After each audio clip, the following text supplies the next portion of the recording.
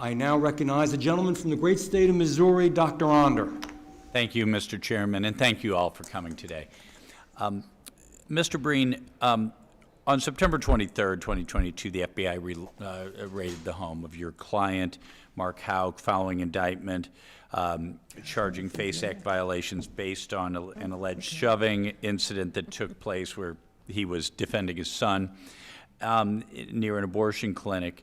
Mr. Breen, if my memory serves right, other prosecutors had looked at that case, the Houck case, prior to this SWAT team raid. Could you refresh my memory on that? Yes, Congressman. And in fact, it had been prosecuted through the state level system, and the charges were dropped because the complaining witness refused to show up.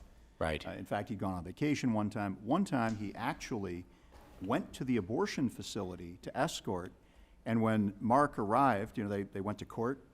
He wasn't there. Mark arrived, said, did you enjoy your morning at court? This guy was the complaining witness. Yeah. And so that was looked through there. But even on the federal side, they had started in front of a grand jury and went fallow. It just stopped. Right. But then the Dobbs leak hits and all this, and we watched it then restart up, and they get out an indictment. So that it was clearly something that was related to trying to make a point on abortion, right, not because he had actually committed a crime. So dropped on the state level, dropped on the federal level, and resurrected. And then did your client do something like violent or threaten someone or something to merit 25 SWAT officers that morning? No, and in fact, so I can show you the email from my colleague, who was a former federal prosecutor, 15 years in Arizona.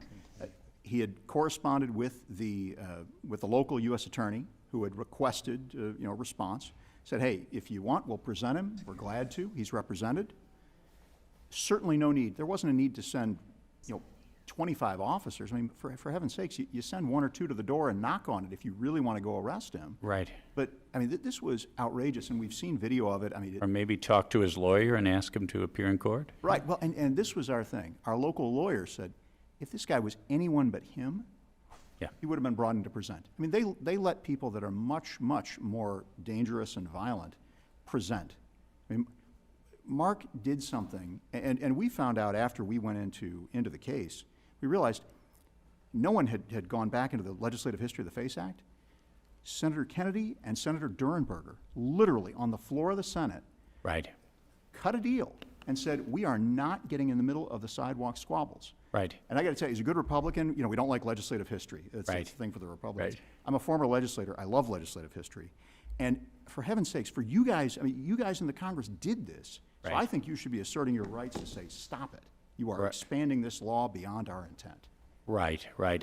And so if Mark Houck wasn't the kind of defendant or the suspect that would merit this kind of treatment, this must have been the Department of Justice sending a political message on abortion. Maine Justice sent people in to the Eastern District of Pennsylvania. And look, Philadelphia's a rough area. Right. In fact, our trial judge, who was an experienced prosecutor, he's former Pennsylvania Attorney General, he said, I have never, in my time on the bench, had Maine Justice send someone out to prosecute a case in the Eastern District of Pennsylvania. Well, let me talk about another case of a very dangerous criminal defendant you might be familiar with, Mr. Houck. On January 23rd, President Trump announced the pardons for 23 pro-life advocates. One of these was Eva Edel, who at 89 years old faced a sentence of up to 11 years in federal prison. Eva was a Soviet concentration camp survivor who was charged with singing and praying from her wheelchair at the entrance to an abortion facility.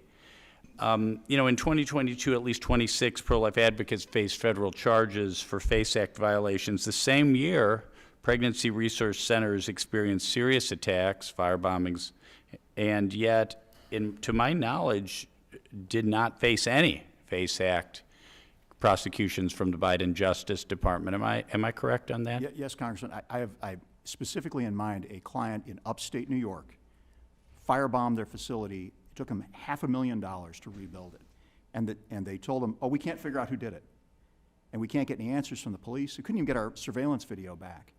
And it was outrageous when you look at the amount of federal resources that are spent on our clients, that they couldn't even find these terrorists, actual, literal domestic terrorists. So again, aggressive prosecutorial action against pro-lifers, none against actual arsonists, domestic terrorists.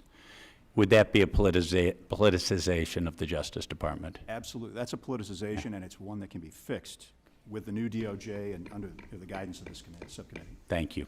Thank you. Thank you. The chair recognizes the gentleman from the